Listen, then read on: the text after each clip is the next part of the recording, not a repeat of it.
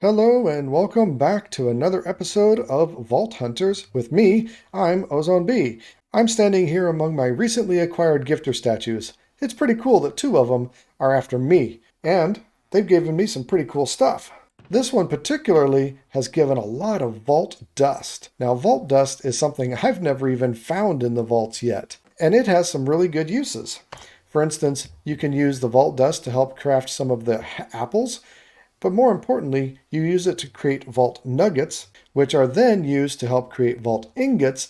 Then the vault blacksmith can use it to create vault armor. So this is cool. Now these vault nuggets are used in a lot of recipes that are used for a lot of mods and will be very useful later on. I'm tempted to just craft it all up into vault nuggets right now, but I think I'll leave it as it is. We also got some rebar concrete tile, which is creeper proof. Pretty cool. I wonder if there's some things that are wither-proof. I think there are. From my other statue, we got some light metal plate. I don't think this has any real uses, so it'll probably just be building blocks somewhere along the way. And lastly, we got one that gives acacia logs. These things are kind of a pain to farm, so this is all good stuff. Our previous one, Dwowski, gave a bunch of blackstone. There was a lot more here, but I had to use a bunch to feed the old altar for one of the recipes. So I was glad to have you, Dwowski. Thanks. So the task that we need to undertake now is dealing with this broken record. I did try giving it some other kinds of records, and that's no good. That didn't work. It's got to be specifically a broken record, which is a little annoying. So you can either try to find one in a dungeon somewhere, or you can go try to make one. So you can actually make this thing, and you need a perfect black opal, which I have one black opal, period. That's all. So there's no way that I can craft this. But at least it is available, and that may be something for later on. The bottom line is I have to make a music disc farm. Now, a music disc farm is essentially a creeper farm. And there's lots of good designs out there for creeper farms. The big difference is you have to have a skeleton shooting the creepers and killing them, which requires usually having a villager or an iron golem behind the creepers acting as a target for the skeleton, and something has to be set up so that the skeleton never actually shoots their target. It's a bit complicated, but it is possible. The really kind of annoying thing is that there are like 13 or 14 music discs, and I only care about the broken ones. The Vault Altar recipe list does not ask for any other music discs besides a broken music disc. But that is what it is. It's what we're going to have to do, and I think that's got to be the project for today. Now, if we were in vanilla Minecraft, that would be the only way that we'd be able to get this. But we're not in vanilla Minecraft. We're in a mod pack, and we've got other options. Specifically, we can make a random hostile mob spawn egg from all of these random passive mob spawn eggs when crafted with a wither skeleton skull. And with that massive mega dungeon downstairs below my base with 4 spawners in nearby proximity to one another, those two things could probably be combined into making the music disc farm down there. So first things first, we have to get some random hostile spawn eggs. I did pick up quite a few of these passive spawn eggs in the latest vault runs, so I'm happy to be able to do this recipe. This is my only wither skeleton skull, so it's a bit of a gamble in case that vault altar wants something like that for the next time. But anyway, so now we get to see what kind of spawns we can get. And hopefully we get some good stuff. A guardian might help us finish out this prismarine requirement, and a wither skeleton might help us actually get more wither skeleton skulls without making a big old farm over in a fortress. But let's see what we get. So we got 2 zombies, a witch, and 3 spider, and a zombified piglin. None of which are really going to help us out. At the very least, I had hoped to get a creeper, but we didn't even get that. The bottom line is, it's not going to help us out at all. And I'm kind of irritated by that, quite honestly. I had really hoped for something good. So it looks like we're going to have to do it the old-fashioned way. So the design I've chosen for this farm is from Shulkercraft. You can find links to the video in the description down below. I've been working on clearing out this area next to the general mob farm, and I think this is probably going to be the best area for the music disc farm. Next up is the tricky part.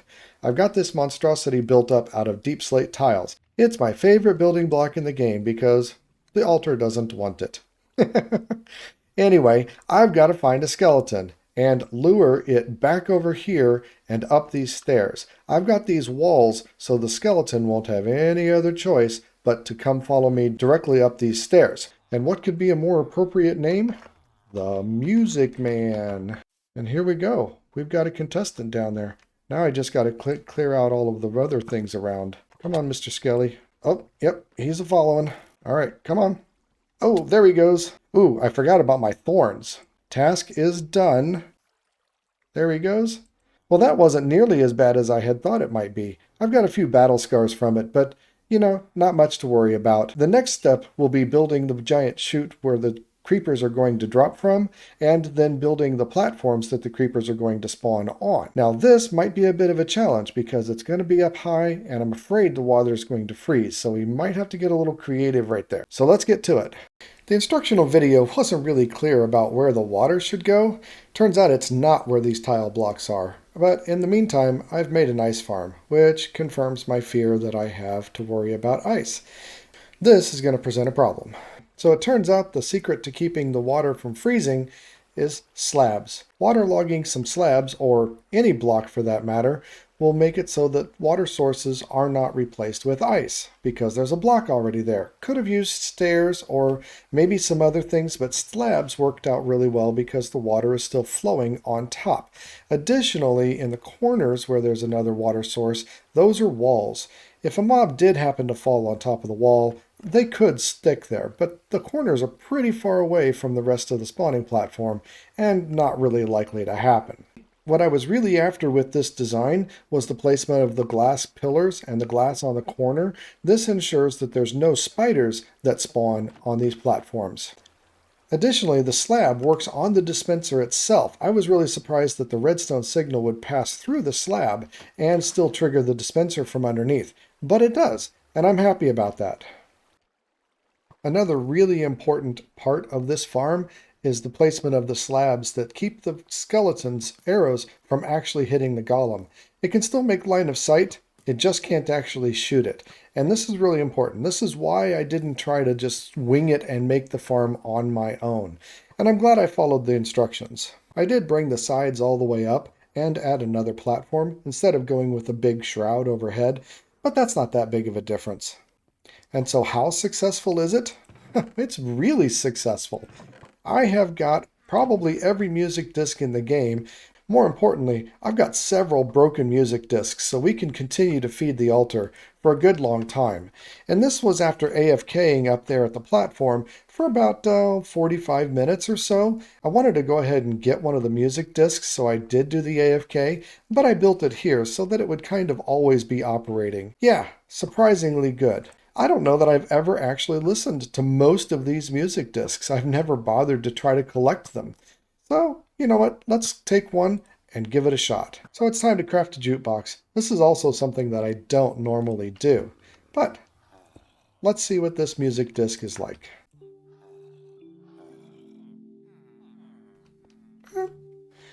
Very mellow, very chill. Good sleeping music, I think. Yeah, that's nice. I think we're going to have to do more music in these videos. Oh, hey, we got a kick in. Uh-huh. This is working out pretty good. I like this. Uh-huh. But now it's time to satisfy the old altar. Now that we've got the farm done, ready, set, boom, complete. That one will also not be a problem anymore now that we got the farm done. This prismarine isn't that big of a deal. I could probably go harvest it and complete the recipe right now, but I think it's also good to have a farm, so we'll put that off for another day, I think. I think we need to run some more vaults. In the last episode, you missed seeing me take speed and rampage as 2 vault skills, and I've got another 2 skill points to spend. I'm not real sure what I'm going to spend them on right now, but before going into the vaults, I think I want to try to make some arena crates. Arena crates are basically double shulkers, and they take some planks and some beniatite gems. I've still got a pretty decent amount of beniatite ore in my hands, and I've got 2 gems from collecting it last time. So, emboldened by the good success that I had in trying to fortune some of these beniatite, I'm going to try to get the remaining 6 beniatite gems that we need in order to make a couple arena crates. And that will hopefully help me out with the inventory management problems that I've been having in the vaults. So, let's see what we get. 1. Not useful. Here, let's move these over into my inventory like that. Excuse me, sir. You are being annoying. Thank you. All right, let's see what we get on this one. 4. Beautiful. I need 1 more to make 2 arena crates. And there we go. Wow, another 4. Beniatite must have pretty good loot tables with fortune, because this is really only a fortune 3 pick, but I'm glad to have it. Number 1 and number 2. These are essentially double chest versions of shulkers and should help quite a bit with managing stuff in the vaults, as long as I don't stuff them into a chest and throw them away like I did one of my shulkers. That was annoying. So after the fact, I wonder if this forgotten helmet could be enchanted, and sure enough, it can be. I put Protection 4, Aqua Affinity, Respiration, etc. on it just like I would my normal helmet, and now I feel a lot better about taking it into the vault. It is still 2 armor pieces less, but that Protection 4 makes a lot of difference. I also decided to put Smite on my Paxil, because it is an axe after all, and it can have those damage enchantments on it. Last time while I was in the vault, I found myself getting hit by mobs, and I would turn around and smack them with the Paxil. It didn't do nearly as much damage, though, because of the lack of enchantments. Now it's time for everyone's favorite part of the episode, vault runs. I think I'm only going to do 3 this time. 5 was a bit too much. So, yeah, let's jump into it. It's been a week since I've run a vault, and I'm feeling a little rusty. But let's get to it. Strong, Lucky, and Hunger. Ooh, I don't really like hunger. Those are a pain. The first room wasn't much. It's a pretty common room and didn't have a lot of loot. The second room was a villager room, and those are always good. I, of course, dug down to the stronghold and looted as much as I could there, getting some good ores and some good vault materials from all of the chests there. I always spend a good amount of time in village rooms because they are so good to loot, and, well, this one was no different. I made sure to dig through all of the tunnels in all of the areas of the stronghold, trying to get everything. Some of the tunnels aren't even connected together, and you've got to go through and dig your own, but it's worth it. Later on, when I was trying to loot the houses, the number of mobs was really quite surprising, considering this isn't a crowded vault. They were, they were all over me. The next room was a lava room, and I found an altar that wanted mob kills for it. I haven't seen very many of those, honestly, and so I was glad to have another good altar. The final room that I really took some time to loot is a crystal room, and I was glad to see this, and of course got lots of good ores. It's kind of hard to navigate around and get up to all those crystals, but it's definitely worth it, and I spent quite a bit of time in this room as well. Finally, I ran through a couple more rooms, mostly just to get back to the original spawn area, and I still had 2 minutes left, so I just killed time waiting at the portal before we get down to that 30-second timer, because, as I understand it, you get more vault experience when you leave with less than 30 seconds left, so it's worth it to just hang out at the portal as far as I'm concerned and from what I understand. Alright, and now we're out. That one was a pretty good one, all in all. Another village room with lots of gilded chests in the stronghold below, but again, no end portal. I have yet to find a village room with an end portal. And look at that, I popped a level 7 on the vaults. And now I have 3 unspent skill points. I'm actually trying to save up till 5 where I can get Elvish and lose all the fall damage. Maybe we'll get there today. I don't know, we'll see. 1 down, let's do another one. This time, I'm going to wear the Forgotten Hat, which has +1 luck, and let's see if we can get any better loot as we go along. Here we go. I forgot to grab blocks. Well, this is great. Safe zone, personal space, strong, unlucky, and a lot of obelisks. Well, there's going to be very few mobs. Safe zone is good. And I don't have any blocks, so maybe I just go for a boss. With all those modifiers and no blocks, it really isn't a difficult decision in hindsight, but I was flustered by my overall lack of preparation. But anyway, In spite of needing 6 obelisks, I did run around and find all of the obelisks, and with 12 minutes left to spare, I had heard that if you defeat the boss with a lot of time left, you get better boss loot, and I was hoping that would be the case. Given all the modifiers, especially the easy modifier, defeating the boss was quite easy indeed. And I've got the boss crate. There we go. So I finally did it! I finally got a boss crate! This one was a lot easier than the other. The difficult modifier makes sure of that. The first one, anyway, was difficult. This one, there was just no mobs anywhere. But with Unlucky, I think I wasn't getting really good loot from these chests. But here's the real question. What did we get from the boss crate? That's what I want to see. Oh, ooh, netherite leggings, some scrap, a lot of iron, a good gem, but yeah, send some vault dust. Iscalium, nice. But not much. A little disappointing, quite honestly. Got some more just general good stuff, some good gems and whatnot, but not a lot. Not anything super special. So some runs are like that, I guess. All right, Vault 3. And the third vault for the day. This will be my last vault for the day. I hopefully can hit level 8. Here we go. An easy vault with 4 obelisks.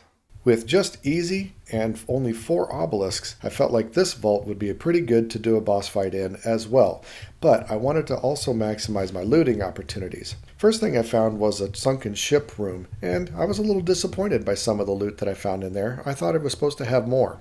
Then a rubber ducky room, which is maybe a sunken ship room without any sunken ships. Again, not much there. Then I found a village, and that was nice because, again, there's a stronghold and get lots of good loot there. Still, no end portal, however. It's all good, though, because I got lots of good ores, as always. Eventually, I got the last obelisk and started the boss fight.